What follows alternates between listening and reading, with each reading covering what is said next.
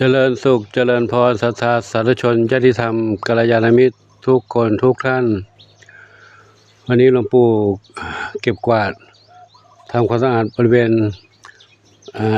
ในวัดเนี่ยเนาะ ตอนที่ทำไม่ได้ถ่ายให้ดูหรอก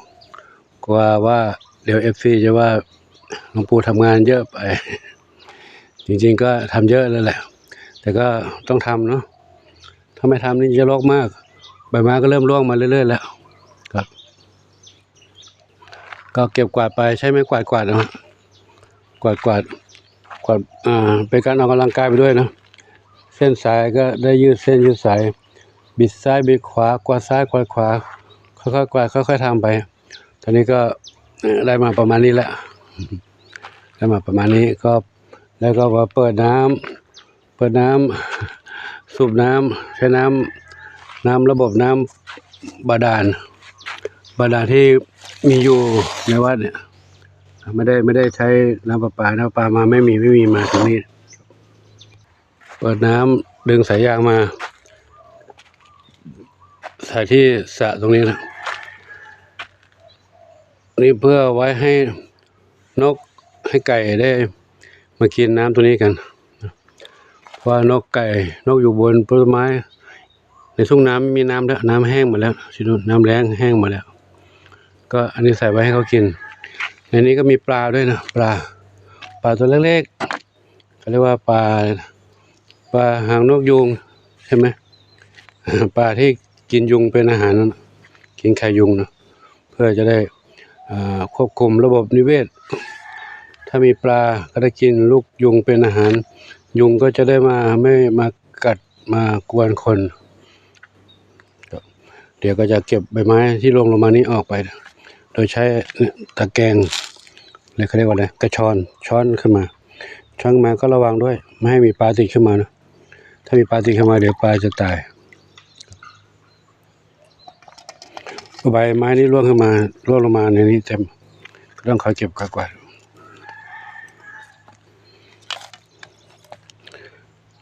การทำงานก็เป็นการได้ความเพลิดเพลินมีปลาออกมาเดี๋ยวปลาตีขึ้นมาด้วยอย่าปล่อยออกกันต้องระวังนะการนี้ก็ทำงานก็ต้องระวังด้วยถ้าลูกปลาติดมาเดี๋ยวปลาจะตายก็นี่ถ่ายให้ดูก่อนเดี๋ยวทำจริงก็จะไม่ได้ถ่ายแล้วเดี๋ยวจะไม่สะดวกในการดูปลาดูกล้องด้วยกล้องจะตกน้ำเองแล้วก็มีอีกอันนึงที่จะแจ้งให้ทุกท่านที่ส่งเป็นอาหารน้องเหมียวมานะให้น้องเหมียวมาหรือว่าพัสดุยังไงก็แล้วแต่นะถ้าสั่งเองส่งเองนี่ถึงแน่นอนนะดูบริการขนส่งที่เขามีความรับผิดชอบนิดหนึ่งก็โอเคเรื่องของเสียของพัสดุและ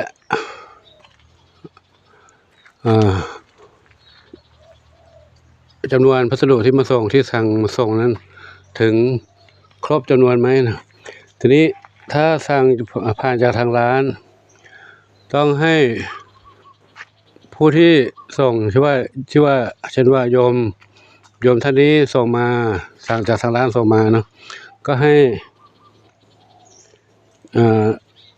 แจ้งมาให้หลวงปู่ทราบด้วยว่าส่งอาหารชนิดไหนส่งพัสดุชนิดไหนมาจำนวนกี่ชิ้นกี่โหลกี่ห่อกี่ซองกี่กล่องเนาะเพราะว่าบางทีส่งมา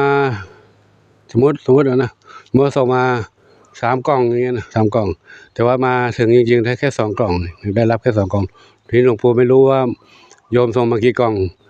แต่หลวงปู่ก็รับจำจำนวนนั้นรับตามที่เขามาส่งเนี่ยคือเขาอาจจะส่งให้2 กล่องก็ได้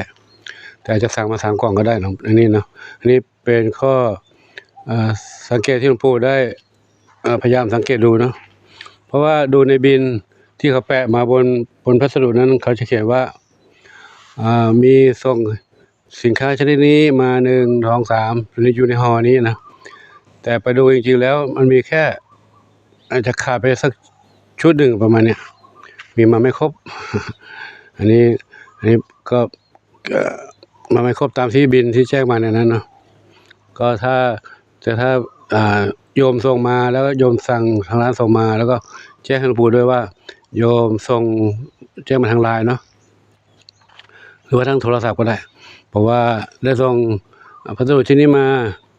จำนวน3 กล่องนะถึงแล้วหลวงปู่ช่วยเช็คดูด้วยอย่างเงี้ยหลวงปู่จะได้ทราบเนาะ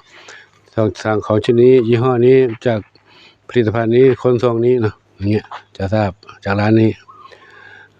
อันนี้เป็นข้อสังเกตเพราะที่ผ่านมานี่มีแบบนี้หลายรอบแล้วแหละแต่หลวงปู่ก็ไม่ได้คุยออกไปในทางช่องนี้เนาะแต่วันนี้ขอคุยนิดหนึ่งว่าเดี๋ยวจะเสียประโยชน์พอสังเกตดูจากในบินแล้วที่เป็นสติกเกอร์ที่เขาแปะมาหน้าห่อหน้าถุงหน้ากล่องหน้ากระสอบนะเขาจะบอกว่าในนี้มีอะไรเท่าไหร่นะแต่เวลาแล้วมันดูจริงๆแล้วมันมีไม่ครบตามที่เขาเขียนไว้หน้าซองขณะนั้นมี3 ห่อ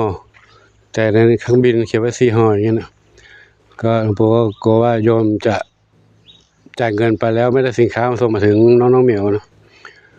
อาจจะขาดหายไปอันนั้นก็จะผู้ที่รับผลประโยชน์ส่วนนั้นคือทางหลังร้านผู้ส่ง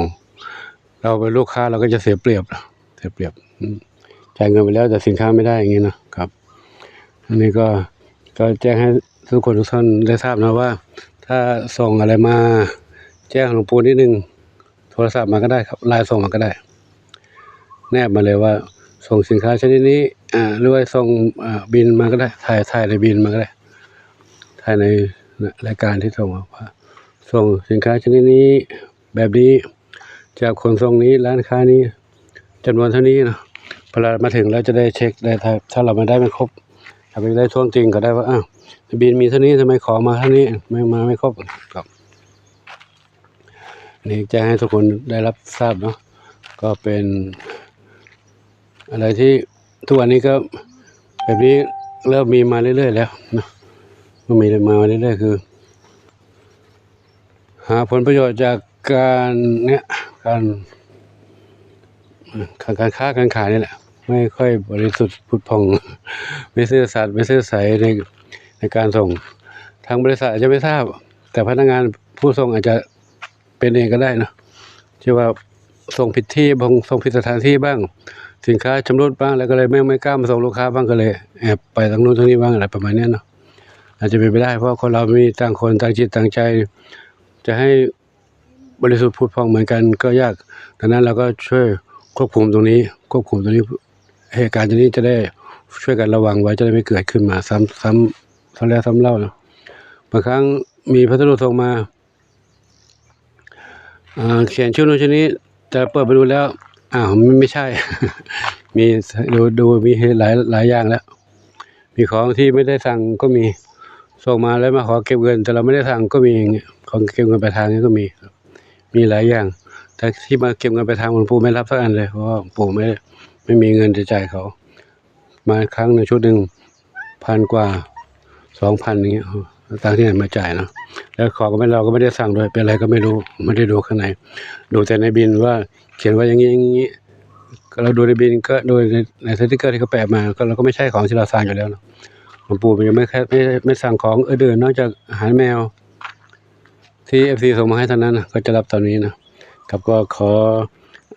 นำให้ทุกท่านได้รับชมรับทราบไว้เพียงเท่านี้หลวงปู่จะได้ทำงานต่อไปนะก็ขออนุโมทนาสาธุขอบุญใดๆที่ทุกท่านปรารถนาขอจงสำเร็จสมปรารถนาทุกการทุกคนทุกท่านเถิดหลวงปู่อยู่ตรงนี้น้องเหมียวมาให้กำลังใจด้วย ให้กำลังใจด้วยนะเล่นกันอยู่ตรงนี้แหละเหมียวนี่บุญสมใช่ไหมไม่ใช่บุญทรงสีทองแม่สีทองนมหล่อดำขาวครับก็ขอยุติไว้ที่นี้เนาะพวกใหม่คิดต่อไปช่วงนี้มีสุขสาธุ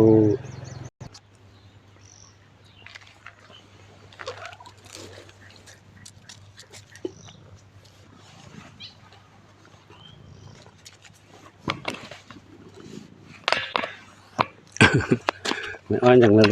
นะไม่ใช่ศรีสุดาก็มาด้วยช่วยกันเนาะ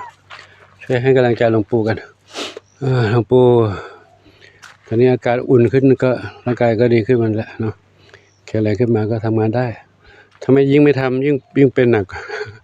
ทำเบาๆนะทำเบาๆได้กล้ามเนื้อได้ขยับบ้างเส้นสายได้ยืดได้ขยับก็ดีขึ้นนะครับก็ขออนุโมทนาสาธุเดี๋ยวพบกันใหม่คลิปต่อไปช่วงนี้มีสุขสาธุเจ้า